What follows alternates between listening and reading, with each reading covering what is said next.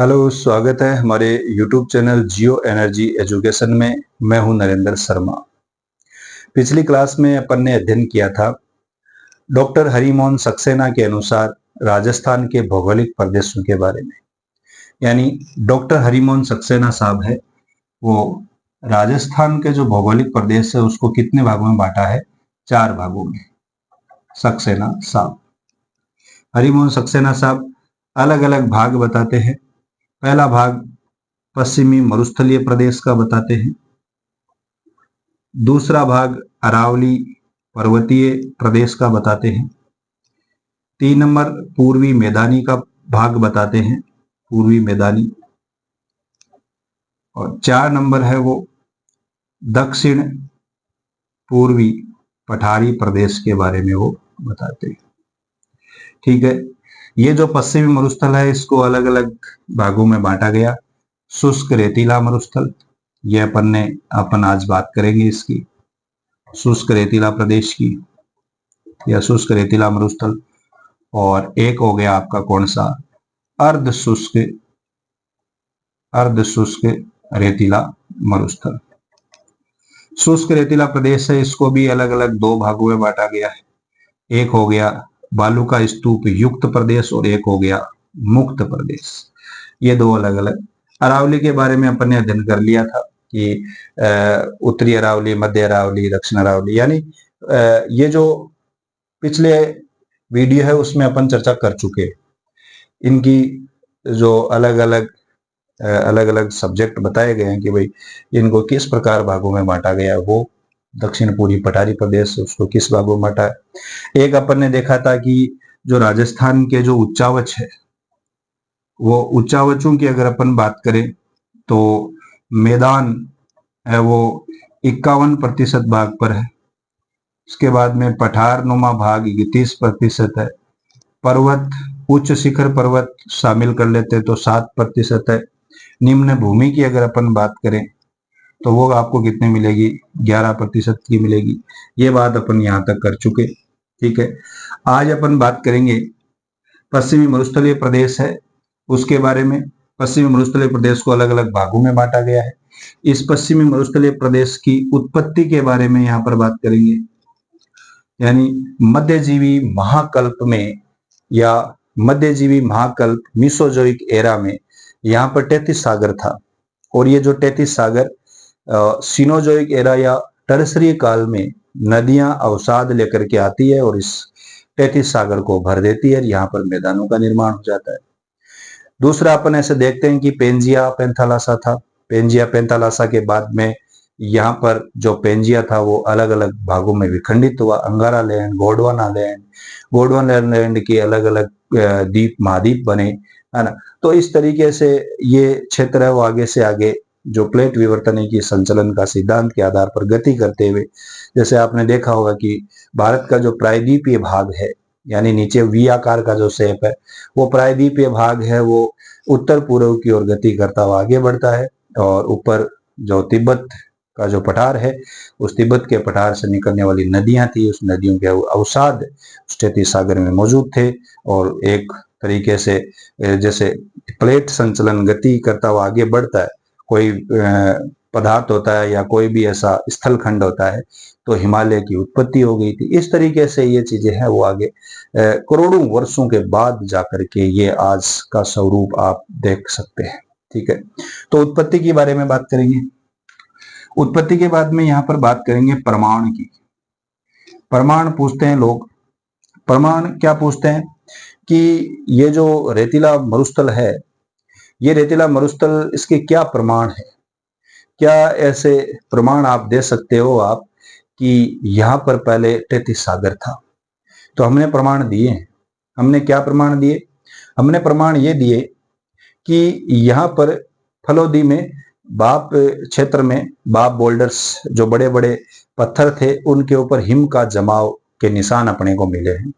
यानी हिम घर्षण के जमाव के निशान मिले हैं वहां पर। तो अपन ये बता सकते हैं कि ये जो हिम घर्षण के निशान थे वो कार्बोनिफेरस काल के हैं। ठीक है, दूसरी बात यहाँ पर अपन ये बता सकते हैं कि यहाँ पर जो खारे पानी है, खारे पानी की झीलें हैं, वो खारे पानी की झीलें 33 सागर का अवशेष है।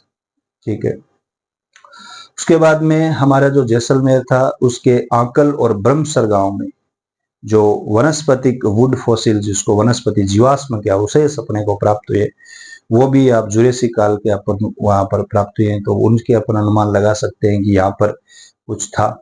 ठीक है। और व्हेल मछली के प्रमाण यहाँ पर कुलदरा गांव से अपने को मिलते हैं, यानी व्हेल मछली आज थार का मरुस्थल है, और व्हेल मछली बिगमाने बड़े रेत कमा कहीं करे, तो इस अनुमान लगा सकते हैं कि व्हेल मछली अगर उसके अवशेष अपने को मिले तो ऑब्वियसली मरुस्थल ये प्रदेश है, यहाँ पर पहले क्या था, सागर था, टेथिस सागर था। इस तरीके से अनुमान लगा सकते हैं। तीसरा चौथा अपन अनुमान लगा सकते हैं, प्रमाण अपन दे सकते हैं लाठी सीरीज का, यानी वैदिक काल में यहाँ पर मतलब सरस्वती नदी का अवशेष बताया, या सरस्वती नदी यहाँ पर ऐसे बहती होगी जो लुप्त हो चुकी है, लुप्त नदी के रूप में अपन उसका अध्ययन करते हैं, है ना। तो वैदिक काल में भी यहाँ पर जो लाठी सीरीज है, भूमिगत जल, और भूमिगत जल में मीठा पानी अपने को प्राप्त हुआ है जैसलमेर से। सेवन घास का मैदान 64 किलोमीटर लंबा मोहनगढ़ से जैसलमेर तक यहाँ पर प्राप्त हुआ है।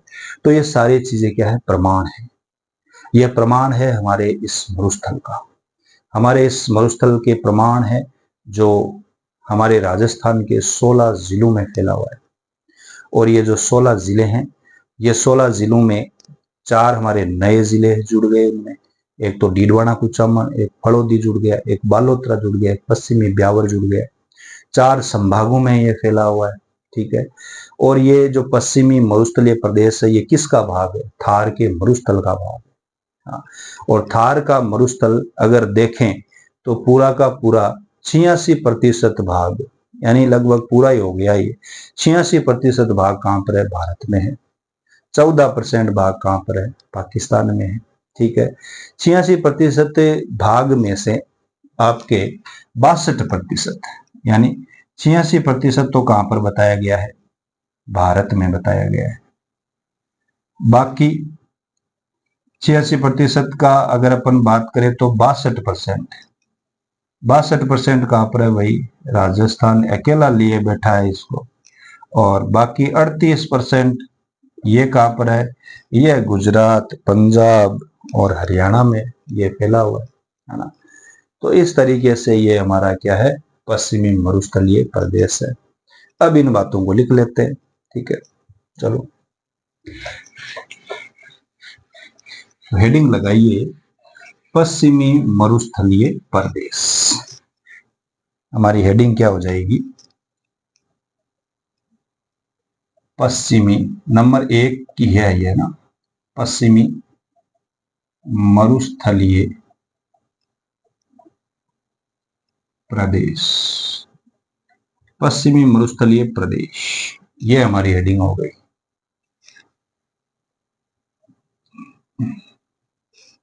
और इसमें सबसे पहले अपन लिखेंगे, यह थार के मरुस्थल का भाग है,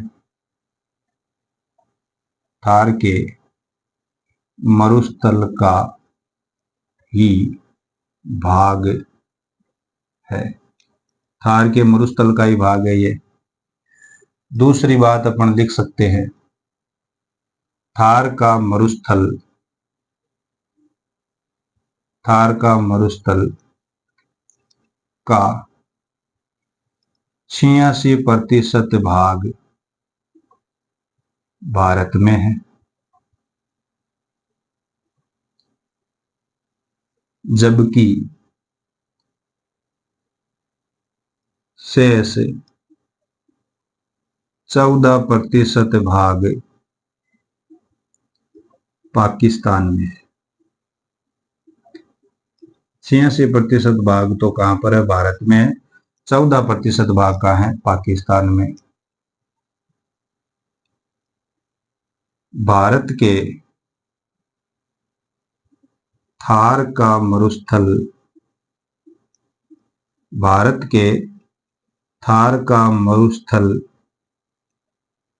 का 62% भाग राजस्थान में है, राजस्थान में है। शेष 38% भाग गुजरात, पंजाब, हरियाणा में है। हरियाणा में है। ये लो सा, ठीक है। और अगर ये बात करें आगे तो पश्चिमी मरुस्थलीय प्रदेश, पश्चिमी मरुस्थलीय प्रदेश राजस्थान के 16 जिलों में फैला हुआ है। 16 जिलों में फैला हुआ है। 16 जिले कौन कौन से हैं तो देखो, श्री गंगानगर, श्री गंगानगर से नीचे अपन चले तो बीकानेर, बीकानेर से नीचे फलोदी नया बना हुआ है, फलोदी से नीचे जैसलमेर, जैसलमेर से नीचे बाड़मेर, बाड़मेर का एक नया जिला बना था बालोतरा, उसके बाद में जालोर, जालोर के बाद में पाली, पाली के बाद में जोधपुर, जोधपुर के पास में नागौर, नागौर का एक नया जिला बना था डिक्कू, डीडवाना कुचामन, डीडवाना कुचामन के बाद में एक नया जिला बना था पश्चिमी ब्यावर, या ब्यावर बना था, लेकिन थार के मरुस्थल में पश्चिमी ब्यावर को शामिल करते हैं। अब शेखावाटी जिले ले लीजिए आप, चूरू, झुंझुनू, चूरू, झुंझुनू, सीकर, और एक गंगानगर के पास में बच गया कौन सा, हनुमानगढ़। ये लो सा, ये 16 जिले हैं। इन 16 जिलों में थार का मरुस्थल फैला हुआ है। 4 संभागों में फैला हुआ है। 4 संभागों में आपका एक तो मिल जाएगा, ये जोधपुर संभाग हो गया, ठीक है, अजमेर संभाग हो गया, बीकानेर है, जयपुर संभाग है, यानी जिले तो इनमें शामिल है, ठीक है। तो यहां तक। आगे अपन इसकी उत्पत्ति लिख लेते हैं। इसका पहले ढाल लिख लेते हैं। पश्चिमी मरुस्थलीय प्रदेश का ढाल किस तरफ, ये भी पूछ लेते हैं। तो पश्चिमी मरुस्थलीय प्रदेश का स्टार लगा के लिखेंगे ढाल। ढाल का मतलब ढलाव। ढलाव किस तरफ है तो उत्तर पूर्व से, उत्तर पूर्व से दक्षिण पश्चिम, उत्तर पूर्व से दक्षिण पश्चिम का ढाल है। और ये ढाल है, नदियों से अपन पता लगाते हैं। जैसे लूनी नदी है, इस क्षेत्र की बड़ी नदी है, और लूनी नदी है वो बहती हुई दक्षिण पश्चिम दिशा की तरफ जाती है। इसका मतलब ये ढाल कैसा है, उत्तर पूर्व से दक्षिण पश्चिम। आगे अपन लिख सकते हैं समुद्र से ऊंचाई। समुद्र से ऊंचाई, समुद्र से ऊंचाई कितनी है, 150 मीटर से 300 मीटर की ऊंचाई है। और ये ऊंचाइयां आपको जो रेलवे स्टेशन है वहां पर मिल जाती है। रेलवे स्टेशन जहाँ पे आपने देखा होगा कि फलाना जंक्शन है, समुद्र तल से ऊंचाई इतनी है, हर जगह लिखा हुआ मिल जाता है आपको, ठीक है। समुद्र से ऊंचाई हो गई। अब बात कर लेते हैं इसकी उत्पत्ति की। उत्पत्ति की बात करें तो मीसोजोइक काल, मीसोजोइक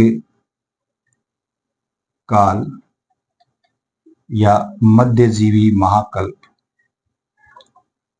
मध्यजीवी महाकल्प में यहां टेथिस सागर था।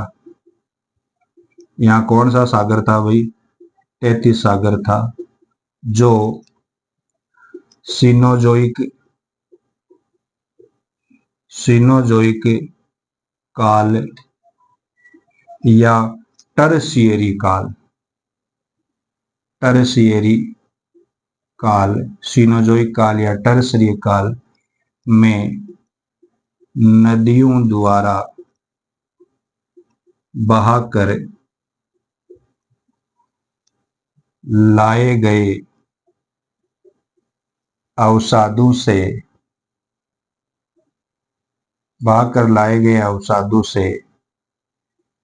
मैदान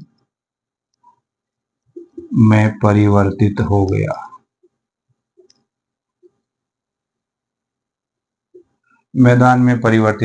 मेसोजोइक काल मध्यजीवी महाकाल 20 करोड़ वर्ष पूर्व से, और सीनोजोइक एरा में यहाँ पर नदियां थी और वो नदियां अवसाद लेकर के आई, और ये अवसाद यहाँ पर उड़ेलती गई, और जिससे ये मैदान में धीरे धीरे परिवर्तित हो गया। और मैंने बताया था कि जैसे प्लेट संचलन सिद्धांत है, उसके द्वारा अलग अलग जो प्लेटें थी वो गति करती हुई आगे बढ़ी और यहाँ की आज की स्थिति बन गई। ठीक है, उत्पत्ति बता दी अपन ने। तो थार का मरुस्थल क्या मांगता है? प्रमाण मांगता है। प्रमाण लिखिए। प्रमाण कौन कौन से हो गए? प्रमाण अपन लिख लेते हैं। हाँ, हेडिंग लगाइए। थार के पश्चिमी मरुस्थलीय प्रदेश के प्रमाण है। और प्रमाण में अपन पहला लिखेंगे फलोदी के बाप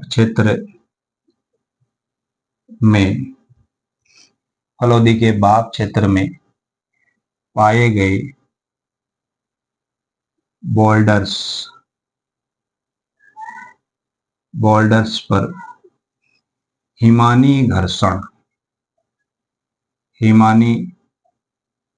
घर्षण के निशान मिले हैं। यानी बाप क्षेत्र में पाए गए बोल्डर्स पर हिमानी घर्षण के निशान मिले हैं, और ये हिमानी घर्षण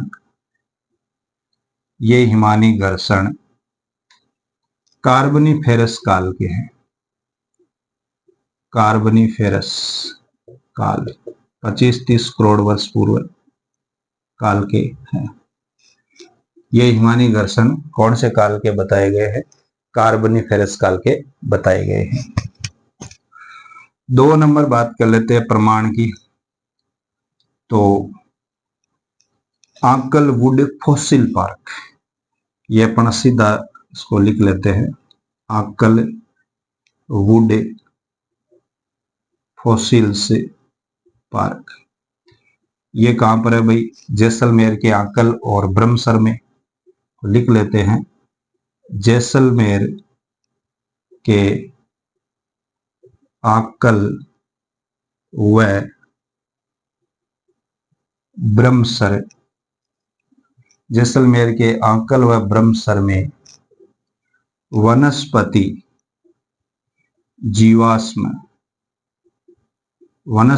जीवाश्म के अवशेष प्राप्त हुए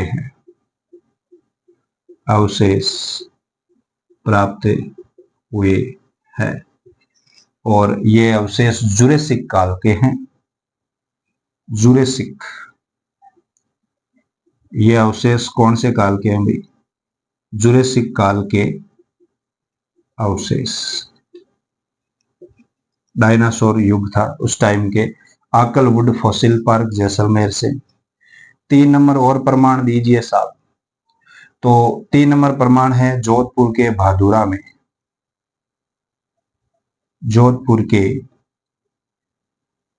भादुरा में बालुकास्म या समुद्री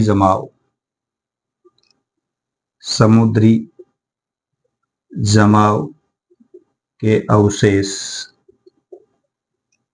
मिले हैं, समुद्री जमाव के अवशेष मिले हैं। ठीक है, 4 नंबर आप प्रमाण दीजिए साहब।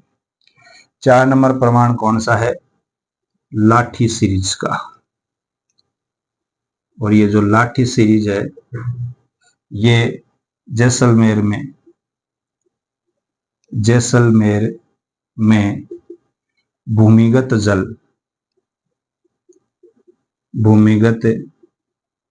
जल का जमाव, भूमिगत जल का जमाव मिला है या भूमिगत जल मिला है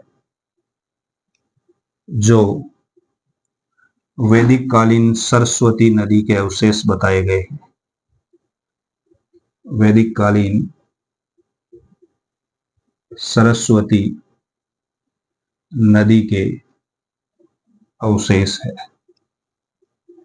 वैदिक कालीन सरस्वती नदी का अवशेष बताया गया है। ठीक है, इसके बाद में 5 नंबर अपन प्रमाण देख सकते हैं। 64 किलोमीटर लंबा सेवण घास का मैदान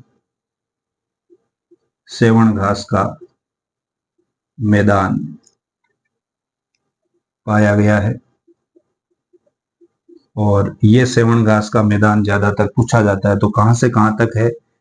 मोहनगढ़ से पोखरण, ये जैसलमेर में ही है जगह, मोहनगढ़ से पोखरण तक 64 किलोमीटर लंबी सेवण घास का मैदान यहां पर मिला है।